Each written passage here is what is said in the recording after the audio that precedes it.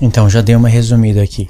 Páscoa, asmos, primícias, Pentecoste, trombetas, expiação pelos pecados e tabernáculos. Isso era o ciclo de um ano do povo de Israel. Somente esse ciclo de um ano já profetizava todo o evento da obra de Cristo. Na sexta etapa das festas, onde o povo tem o pecado expiado, através da Arca da Aliança, chamada de Arca do Testemunho, o sumo sacerdote conduzia o povo para a festa dos tabernáculos. Aqui profetiza o fim. Depois que esse ciclo rodasse 7 vezes, já teriam se passado 49 anos. 7 vezes 7 semanas de anos, já teria passado 49 anos. Depois que esse ciclo rodasse 7 vezes, no ano jubileu, Deus queria que passasse trombeta em toda a terra, e esse ano era um ano sabático, era um ano de descanso. Então os escravos saíam livres, havia restituição, havia um monte de obras de justiça. Era um ano aceitável do Senhor. E nesse dia, Deus fez uma ligação com isso daqui. Eu não sei se vai ficar muito rabisco aí para você, mas Deus fez uma ligação com isso daqui, porque Deus destacou e disse assim: no ano jubileu, no dia da expiação pelos pecados, é para se tocar trombeta. Então o que Deus fez? Deus ligou a festa das primícias, chamada de festa das semanas, com semanas de anos, 7 vezes 7 semanas de anos, com expiação dos pecados. Você entende que Deus ligou isso? Por que Deus ligou? Porque 7 vezes 7 semanas de anos nos lembra a primícias. 7 vezes 7 semanas, não de anos, mas semanas, dando 49 dias, aqui dando 49 anos. E aqui é o Pentecoste, aqui é o jubileu, não é? Aqui é o Pentecoste, aqui é o jubileu. Então Deus ligou através dos nomes, das datas, dos números. E aí Deus falou nesse ano, e o dia que Deus destacou foi a expiação dos pecados. Nesse dia se passará uma grande trombeta em Israel. Essa trombeta é quando Cristo vem. Por que é quando Cristo vem? Essa é a última trombeta. Ou seja, Paulo já entendeu a última trombeta, que é falada lá em 1 Coríntios 15, vamos pôr aqui, né? 1 Coríntios 15, ele fala da ressurreição, do arrebatamento na última trombeta. Ele já entendeu isso pelo ciclo das festas. Isso é maravilhoso. Isso é formidável quando você entende realmente isso. Por que aqui é a vinda de Cristo? Já em um ciclo, em um ano, aqui já era profetizada a vinda de Cristo. Aqui já era profetizada a vinda. Aqui tinha toque de trombetas. Em todas as festas tinha toque de trombetas. Isso está em Números 10. Lê lá depois. Em todas as festas, nos sacrifícios, nos dias alegres, tinha toque de trombetas. Fora aquele dia específico, né? Fora esse dia aqui, ó. Tinha trombetas. Fora esse dia, Deus queria que tocasse trombetas em todas as festas. Aí você se pergunta, por quê? Quando você lê isso daqui e meditar, você vai entender o porquê que tem que ter toque de trombetas. Mas nesse dia em especial, depois que se rodasse esse ciclo 7 vezes, dando semanas de anos, nesse dia aqui haveria uma grande trombeta. E depois de 7 vezes 7 anos, cuidado para não esquecer isso, era o ano do jubileu. Aí quando o povo recebesse a expiação pelos pecados, eles iriam para a festa dos tabernáculos. E aí acabava o ciclo total. Começava novamente o povo a contar Páscoa, asmos, primícias, Pentecoste, trombetas, expiação pelos pecados, tabernáculos. Um ano. De novo, o segundo ano. Terceiro ano. Quarto. Quinto. Sexto. Sétimo ano. Depois de 7 vezes rodado o ciclo das festas, aqui já daria 49 anos. Aí viria o ano jubileu. Aí nesse dia, a expiação dos pecados, a grande trombeta. E então, a última festa dos tabernáculos. Era assim. Então já tinha um ciclo. Tudo isso daqui é um ciclo. Mas quando desce, vou repetir, né? Você repetitivo, para você gravar bem isso na mente. Quando isso se completasse 7 vezes 7, ou seja, quando o povo praticasse isso daqui 7 vezes 7, aí viria o grande dia de trombeta. Agora eu vou explicar o porquê que é a vinda de Cristo. Vou explicar com mais detalhe. Só para, antes de eu apagar, nesse grande dia aqui, né, no ano do jubileu, o povo recebia expiação pelos pecados e ia para a festa dos tabernáculos. Cadê? Aqui. Ia para a festa dos tabernáculos. E aí aqui era profetizado, né, depois de tudo calculado, somado a lei, os salmos, os profetas, tudo, aí sim viria tudo isso daqui, ó.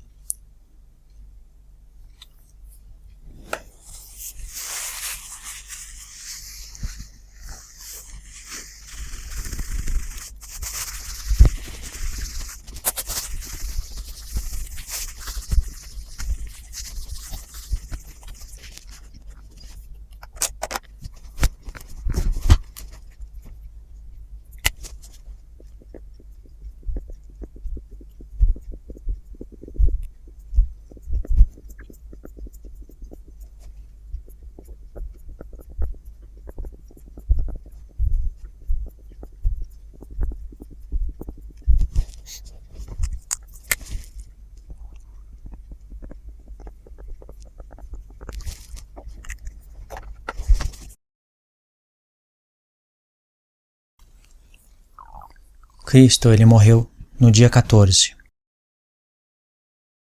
Aqui ele morreu. Ele ressuscitou o terceiro dia. Dia 17. Quando ele ressuscitou, no dia 17, ainda estava aqui, ó, na festa dos asmos.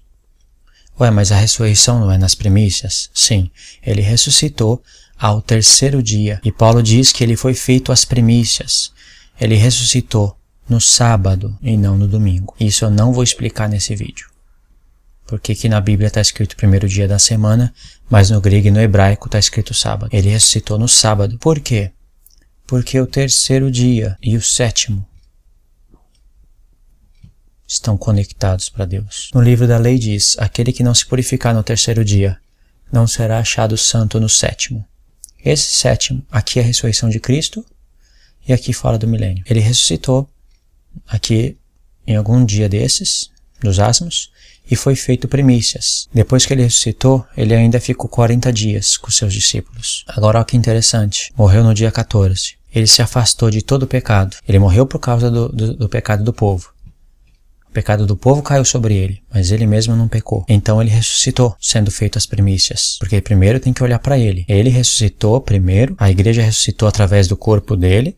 Isso foi uma profecia, mas a igreja vai ressuscitar com o corpo glorificado como ele somente aqui.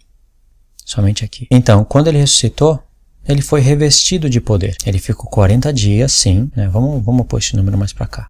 Ele ficou 40 dias na terra, mas ressuscitou revestido de poder. Aliás, todo o poder no céu e na terra foi dado para ele. E quando ele ressuscitou, ele ficou 40 dias ensinando as coisas do reino, ensinando as coisas aqui, ó, para os seus discípulos. Isso quer dizer que Jesus tocou trombetas. Quando você estuda o ministério das trombetas, na lei, no Salmo e nos profetas, você vai ver que isso é pregar o Evangelho. E aqui que está o ponto que as pessoas não conseguem entender. Ele ressuscitou e ascendeu até a destra de Deus, certo? O que isso significa? Que ele foi trabalhar nesse ponto aqui.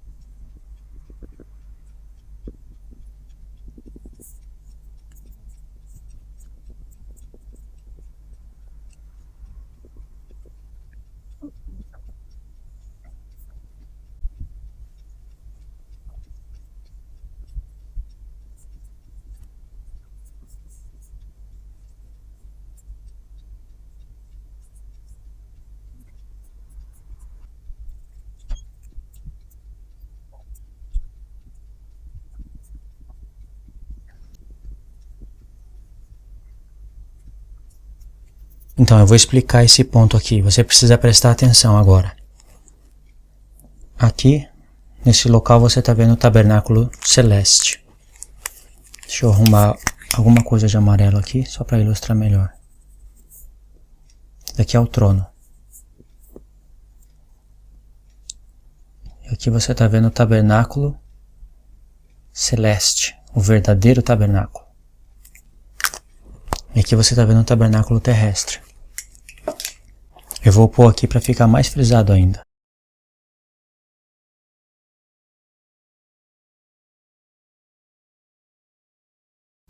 Quando você estuda Hebreus e você entende as festas, você entende a lei e os profetas, você entende a mentalidade do escritor de Hebreus. Você vai ver que desde Hebreus 1 até Hebreus 13, o escritor de Hebreus está falando desse dia aqui, ó, desse dia da expiação.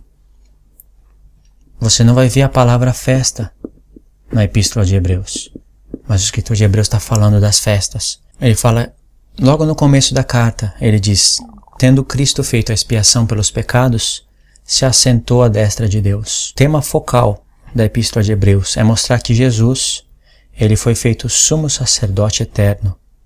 Isso por causa que o povo estava atrasado no livro da lei e não tinha entendido o tempo de transição das alianças e estava recebendo propiciação pelos pecados em um tabernáculo terrestre, mesmo depois que receberam o Messias, e havia se passado muitos anos e eles ainda não estavam entendendo essas coisas. Esse é o tema focal. Por isso que quando chega em Hebreus 8, verso 1, o escritor de Hebreus vai falar, a suma das coisas que temos dito até agora é que nós temos um sumo sacerdote assentado à destra de Deus, ministro do verdadeiro santuário que o Senhor erigiu, não os homens. Quando ele fala verdadeiro santuário, ele não está falando que o de baixo era falso, mas sim que era sombras.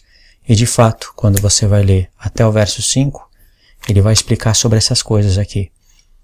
Que Deus falou para Moisés, faça conforme tudo e que foi te mostrado no monte. E ele vai explicar que os dons que se fazem aqui e até aqui são sombras das coisas futuras, das coisas celestes. Aí quando chega em Hebreus 9,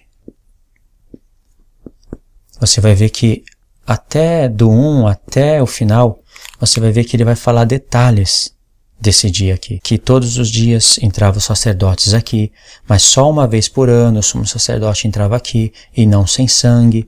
Fazia sacrifício primeiro pelos seus próprios pecados, depois pelos do povo. E aí ele vai explicando coisas. Quando chega em Hebreus 9, verso 15, mais ou menos, se eu não me engano, ele vai falar que Jesus, ele entrou em um santuário, não feito por mãos de homens, mas no céu. Ou seja, além dele ter mostrado que o santuário era terrestre e sombras, ele ainda mostrou que o céu é o verdadeiro.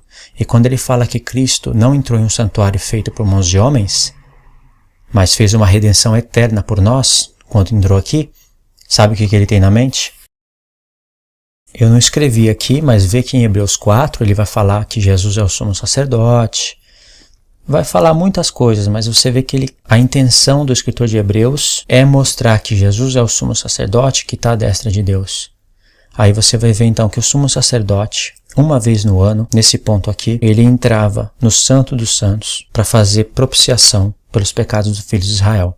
Era uma expiação onde todos os pecados do ano eram apagados. Eu expliquei com um pouquinho de outros detalhes num outro vídeo. Você tem que anexar os dois. Eu vou tentar deixar o link aí anexado para você assistir o outro também. E aí o sumo sacerdote fazia o que tinha que fazer, vê que ele passava pelo véu. Ele só podia passar por aqui uma vez no ano, uma só vez. O incenso que era queimado aqui nesse altar era queimado todos os dias, 2 vezes ao dia. Uma de manhã e uma à tarde. Isso era sacrifício contínuo. Mas só uma vez no ano o incensário tinha que entrar aqui dentro e a fumaça que subia do incensário tinha que cobrir o propiciatório para que Arão não morresse. Aí o sumo sacerdote entrava aqui, oferecia o incenso, aspergia sangue na Arca da Aliança 7 vezes. Isso era nesse ponto aqui. E o escritor de Hebreus entendeu que a entrada do sumo sacerdote aqui representava a entrada de Cristo aqui. Porque aqui era o Santo dos Santos. Aqui era o Santo dos Santos.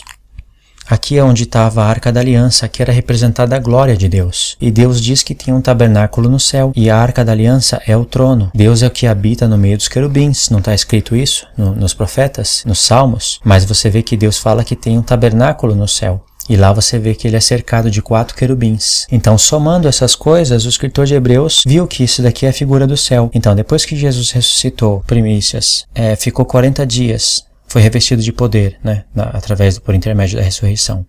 Ficou 40 dias na terra ainda, tocando trombetas, falando as coisas do evangelho para os seus discípulos. Depois disso, ele ascendeu aos céus. Isso estava profetizado em Daniel 7. O Filho do Homem que ascendeu e chegou até o ancião de dias. E para quê? Você tem que ler também o Salmo 110. Eu sempre falo isso. assenta-te à minha direita, até que eu ponho todos os teus inimigos por estrado dos teus pés. E no verso 4 diz, tu és sacerdote eterno, segundo a ordem de Melquisedeque.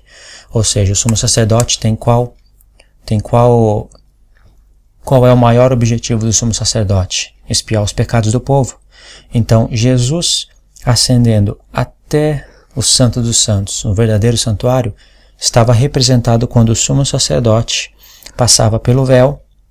Aí o escritor de Hebreus fala que Cristo nos abriu o caminho para o Santo dos Santos. Aí ele fala, pela sua própria carne. Quer dizer que esse véu do testemunho representava a carne de Cristo, o corpo dele. E depois eu explico o porquê. E a gente tem que entender.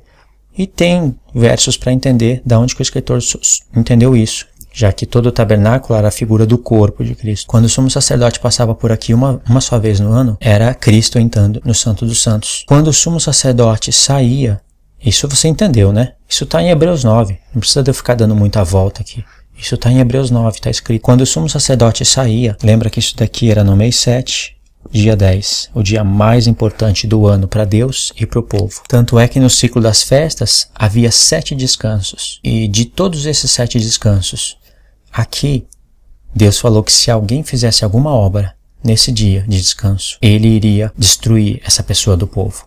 E falou no singular ainda. Embora não apareça aqui nesse mapa mental, são 7 descansos nessa temporada das festas, que são 7 pontos. E toda essa temporada aqui que você está vendo se realiza em 7 meses. Começa no mês 1, dia 14, e vai até o mês 7, dia 22. E quando você vai contar, são 7 sábados de descanso, não o 7º dia da semana, fora esses.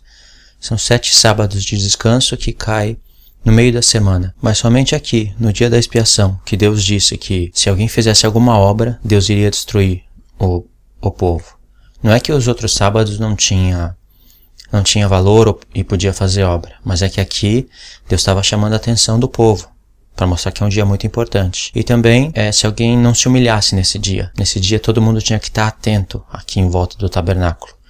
Isso também faz você entender o que está acontecendo em Apocalipse capítulo 8, quando o anjo vai oferecer o incenso daqui diante de Deus. E houve meia hora de silêncio no céu. É um momento muito importante, porque é o momento em que Deus ia decretar o perdão de todo o povo. E aí o sumo sacerdote saía daqui, e quando ele saía ao encontro do povo, havia alegria. Até o momento em que ele estava expiando os pecados, o povo tinha que fazer silêncio, o povo tinha que ficar em oração. Mas quando ele saía com a obra realizada, tinha alegria. O povo, além de ter toque de trombetas, tinha alegria, porque o povo ia ser introduzido para a festa dos tabernáculos com os pecados expiados e com todas aquelas maravilhas que eu não falei aqui nesse estudo, mas eu falei no outro estudo, ok? Então, esse era o dia mais importante do ciclo das festas, porque envolvia a Arca da Aliança. Era aqui que era expiada a iniquidade. E se você entende sobre o que significa o tabernáculo do testemunho, qual é o testemunho da Arca da Aliança, o testemunho das tábuas de pedra que estava aqui dentro da arca, o testemunho do véu, aí você está entendendo melhor ainda o que eu estou querendo dizer. Ainda tem mais um ponto muito importante para você entender o porquê que era o dia mais importante para Deus. Quando o sumo sacerdote entrava pelo véu e entrava no Santo dos Santos, ele fazia sacrifício pelos pecados do povo, com sangue de animais e também pelos seus próprios pecados, e ele entrava todas as vezes. Não era uma expiação eterna. Aí o escritor de Hebreus, vendo isso, em Hebreus 9, vamos destacar aqui Hebreus 9, do 1 ao 15, e tem que ler em diante também. Aí ele fala, Cristo não entrou em um santuário feito por mãos de homens, mas no mesmo céu, tendo feito uma redenção eterna. Ou seja, o escritor de Hebreus tinha em mente que ainda Cristo tinha que ter todos os inimigos debaixo dos seus pés, e um dia ele ia sair desse santuário, ele ia voltar. Cristo ascendeu aos céus, que é o Filho do Homem.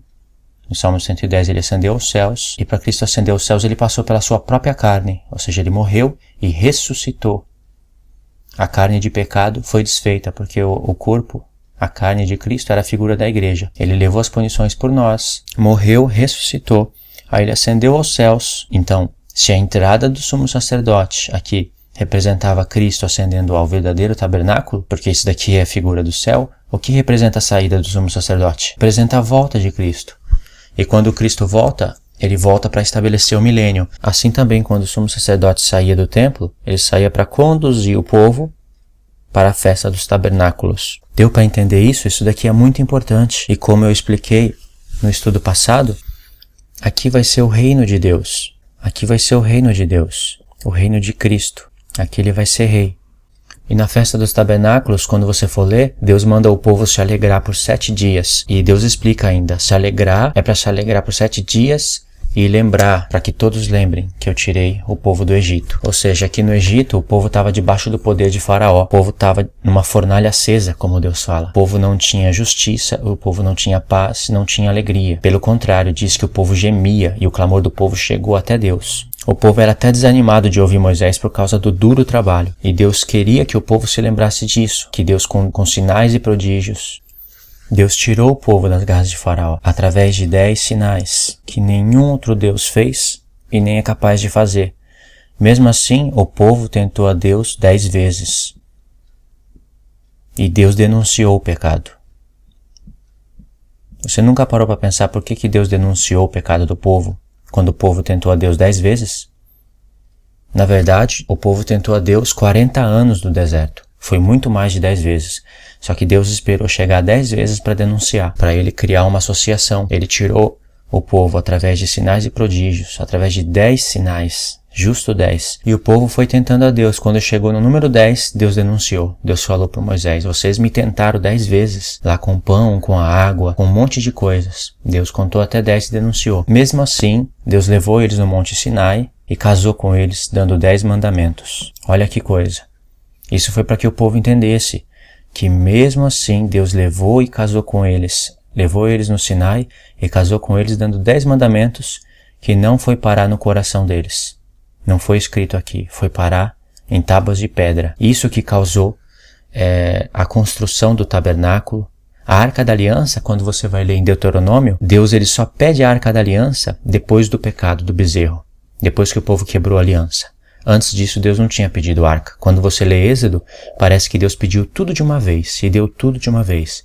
Mas em Deuteronômio, Deus revela essas coisas. Deuteronômio é como se fosse o apocalipse do livro da lei. Moisés vai revelando tudo. É uma reflexão de 40 anos em apenas um dia. Grava isso que eu estou dizendo, que um dia eu vou fazer o vídeo para provar isso daqui. 40 anos. Foi uma reflexão de um dia. Tudo que está escrito em Deuteronômio, do capítulo 1 ao capítulo 34, se eu não me engano é 34, foi dito em apenas um dia. É uma reflexão. Isso é tremendo. O livro de Deuteronômio ele só ficou grandão daquele jeito por causa dos acréscimos, porque Josué escreveu e atualizou. Depois Samuel escreveu novamente. Quando você entende essas coisas, é tremendo. E foi justo Moisés que no Salmo 90 falou para Deus, ajuda-nos a contar o dia das nossas vidas para que a gente alcance coração sábio. E é justo nesse salmo que Deus fala que a vida do homem chega somente a 70, quando muito 80 anos. O resto é enfado. É claro que o homem vive um pouco mais, mas aí já é uma velhice, onde não enxerga direito, não escuta direito. Ajuda-nos a contar, Senhor, os dias da nossa vida para que a gente alcance um coração sábio. O que Moisés está dizendo? E aí ele fala que, nesse mesmo salmo, que um dia para Deus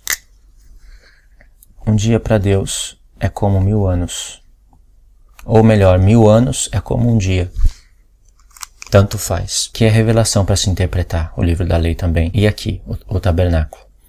Então Moisés alcançou um coração sábio, porque quando chegou depois de 40 anos no deserto, Moisés fez uma reflexão. Não me lembro bem se era 3 dias antes ou era no dia que eles iam entrar para possuir a terra. Mesmo assim, teria que lutar lá na terra durante muito tempo. Mas o fato é que houve uma reflexão dos 40 anos. Moisés contou os dias. Moisés gravou tudo o que o povo fez no deserto, a desobediência do povo, e depois estava ensinando para o povo. Quando vocês entrarem na terra, vocês não vão fazer como fizeram no deserto. Até aqui vocês têm feito o que quiseram. Quando entrar na terra não vai ser assim. Então vocês têm que guardar a lei. Aí Moisés começa a relembrar o povo e no desenrolar do discurso de Moisés, ele começa a revelar coisas sobre a arca, sobre as tábuas de pedra, sobre o tabernáculo. E é lá que Moisés fala que depois que o povo pecou, Deus pediu a arca da aliança e aí foi construído, Deus pediu o tabernáculo do testemunho. Quando você lê isso em Êxodo, você não consegue discernir os tempos. Então deu para entender? Olhando primeiramente para Cristo, ele morreu na Páscoa. no dia 14. Ele passou pelos asmos, porque a Páscoa é chamada de asmos. Ele se afastou de todo o pecado. E aí ele ressuscitou, sendo feito as primícias. Aqui ele foi revestido de poder. Aliás, de todo o poder, no céu e na terra. Através da ressurreição, ele é revestido de poder. Então ele ficou 40 dias na terra, anunciando o evangelho para os discípulos. O próprio Jesus tocou trombetas. Ah, mas Jesus não anunciou o evangelho antes da sua morte? Sim, mas aqui nós estamos falando depois da ressurreição dele, seguindo a sequência das festas.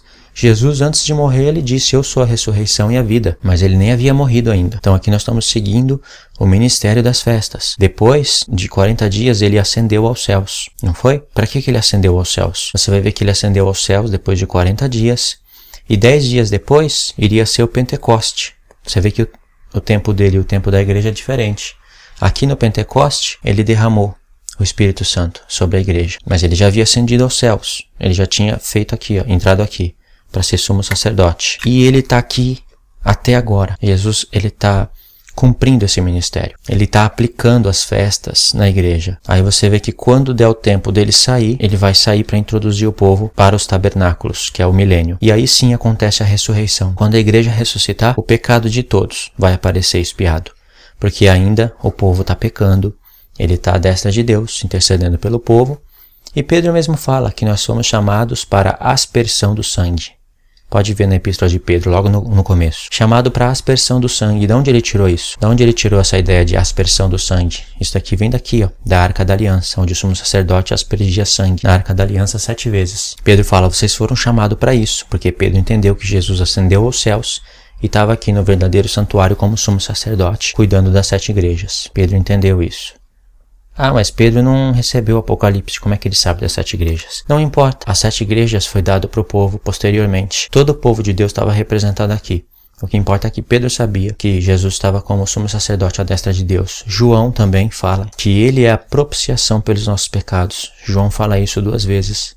E Paulo também fala. Da onde foi tirada a ideia da propiciação?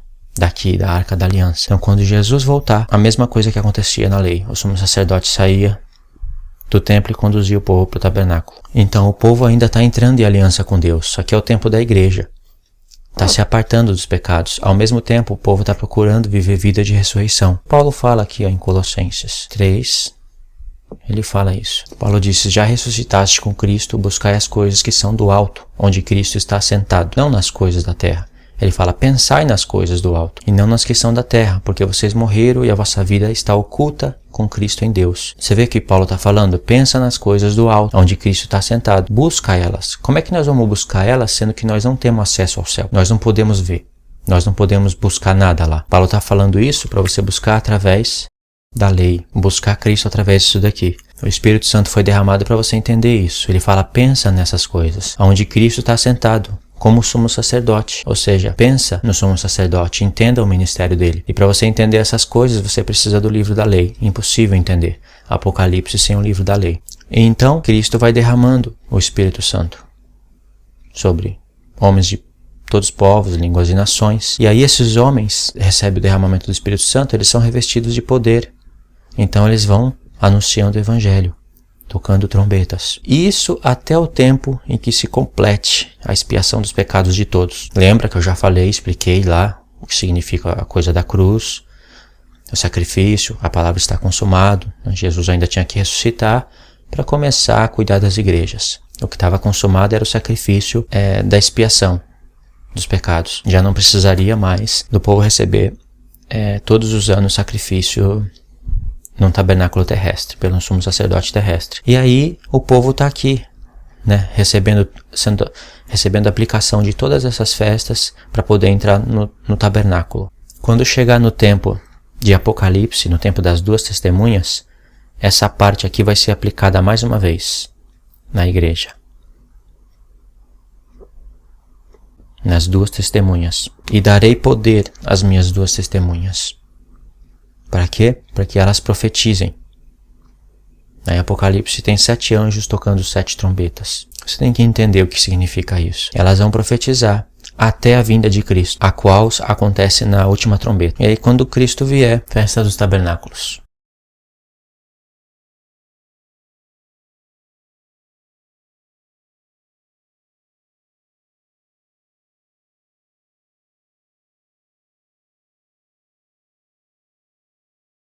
Lembra que eu falei das 3 festas?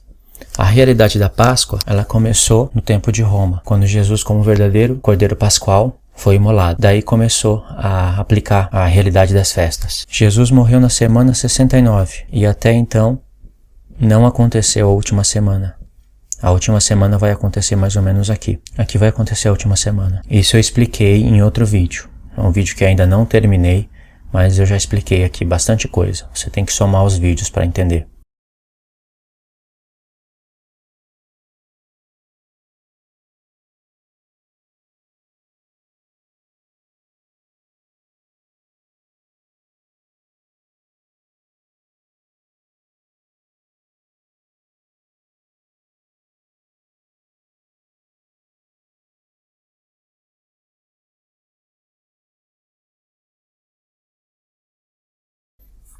O resultado disso vai ser a última semana profética. Aí se cumpre as 70 semanas, porque ainda não veio justiça eterna. Lembra? As 70 semanas, quando você vai ler no profeta Daniel, o chifre pequeno está dentro dessas 70 semanas e não fora. Você não pode tirar o chifre pequeno fora dessas 70 semanas. É ele que vai fazer guerra contra os santos durante tempos e metade de um tempo. Mas lá no livro de Daniel diz que até que veio o ancião de dias e fez justiça aos santos. E chegou o tempo em que eles possuíram o reino. Tabernáculos. Eles possuíram o reino. O ancião de dias só volta para fazer justiça aos santos depois de tempos e metade de um tempo, ou seja,